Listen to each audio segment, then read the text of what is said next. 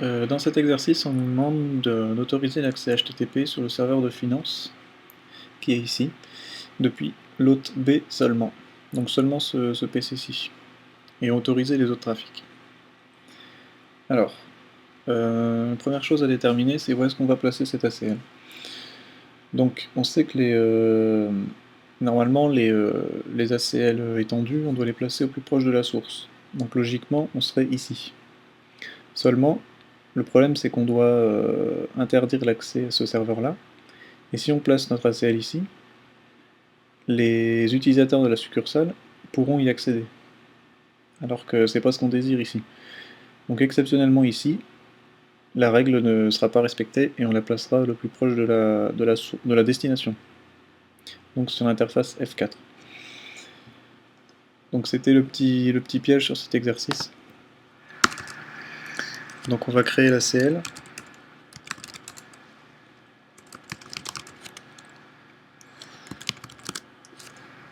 Donc c'est une ACL étendue donc de 100 à 199. On va choisir 110. Donc on va d'abord créer le statement qui permet à l'hôte B d'accéder à ce serveur de finance. Donc permit sur le port TCP, sur le protocole, via le protocole TCP, pardon. Donc de l'hôte, donc l'hôte B qui est 192.168.177.2 vers 192, 172, pardon, 172, 22, 89, 26, et donc port HTTP 80. Voilà. Donc la deuxième partie, c'est d'empêcher les autres, donc hôte 1, hôte A et hôte C, d'accéder à ce serveur de finance. Donc access list 110, pareil.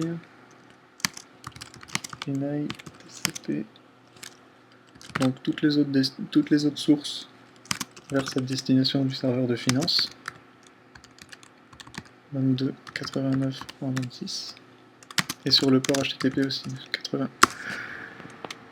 Même dernière étape, c'est comme on nous demande de l'énoncer, dans l'énoncé, d'autoriser les autres trafics.